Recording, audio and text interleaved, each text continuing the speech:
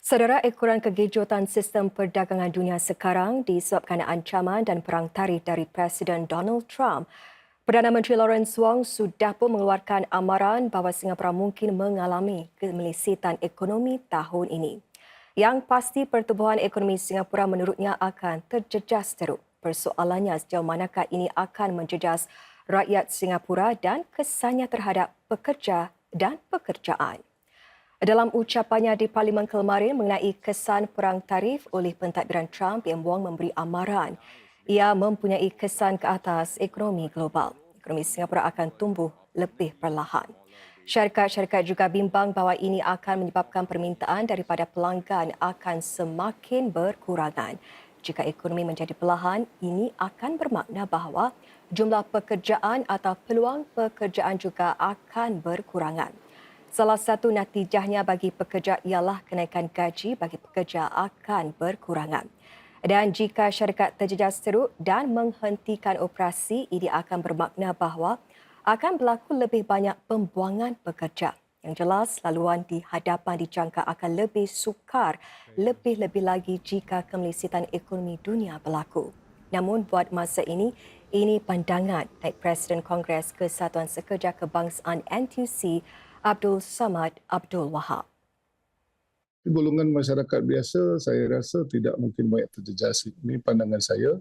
Bukan setakat tidak terjejas kerana bantuan yang tersedia ada daripada pemerintah dan juga sebagai gerakan buruh sentiasa ada untuk membantu, dan terutama kita telah lihat ada sepanjang berdekad yang lalu bagaimana pemerintah Singapura memastikan rakyatnya tidak terbiar dengan cabaran-cabaran yang setia ada.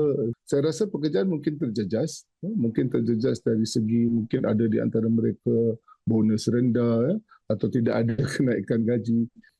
Dan mungkin di luar sana mungkin cabaran bagi mereka yang baru habis kelulusan universiti ataupun sebagainya nak mencari pekerjaan. Kita telah lihat dari waktu COVID apabila pemerintah bantu dari segi SSG, job support ni semua tersedia ada. Jadi kita tidak perlu bimbang sangat. Apa yang harus kita jadikan adalah membuat persiapan.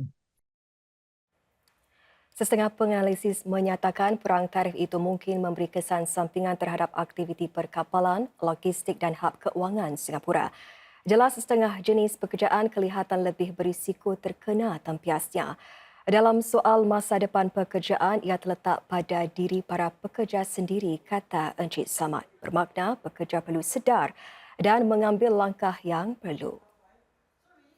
Menjadi seorang pekerja yang sentiasa mencari kemahiran baru, mempertikaikan dia sebab kita tidak tahu bilakah pekerjaan kita terjejas.